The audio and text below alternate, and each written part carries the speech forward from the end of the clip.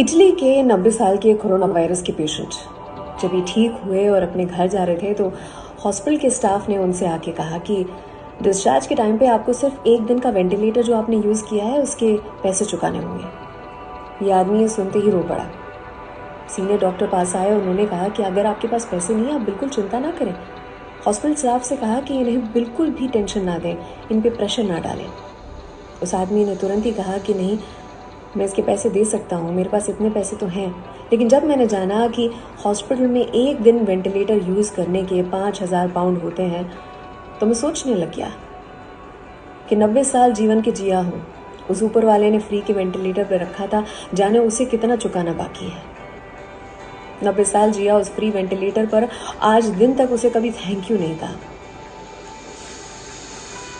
Doctor की आंखें भी भर आई। अर्थात ऊपर वाले ने जो पल दिए, जो जीवन दिया है, अगर आपके घर में एक भी इंसान दिया है जिसे आप हग कर सकते हैं, प्यार, इसका इजहार करें, इससे इम्यूनिटी बढ़ती है।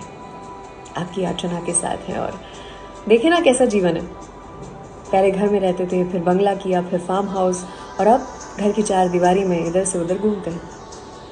पहले साइकिल थी, उसके बाद बाइक आई, और उसके बाद गाड़ी और गाड़ियाँ, और अब देखें 11 नंबर की बस से एक से दूसरे रूम घूमते हैं।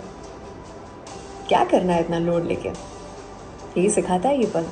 और इस पल ने जो सिखाया वो ये भी कि अपने तो अपने होते हैं, घर के 4 या 6 सदस्य। और दूसरी बात कि पहलो सगोते पड़ोसी, गुजराती में कहते हैं पहलो सगोते पड़ोसी, यानी सबसे पहले रिश्तेदार जो है वो हमारा पड़ोसी होता है। एक साइकोलॉजिस्ट ने बात कही कि अब बच्चे की तरह नींद आती है, इतनी मस्त नींद। मेरे बाल जो झड़ते थे वो बंद हो चुके हैं।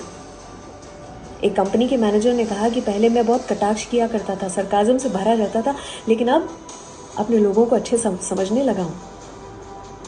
एक कॉरपोरेट के एचआर ने कहा कि सुबह उठते ही अपनी खिड़की पे कितने कबूतर बैठे हुए ये देखता हूँ, उन्हें गिनता हूँ रोज़ाना।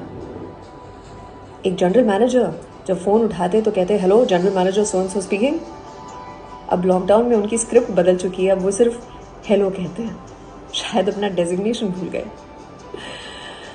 हवाएं मौसम का रुख बदल सकती हैं और दुआएं मुश्किलों के पल बदल सकते हैं। तो दुआ कीजिए घर पर रहें।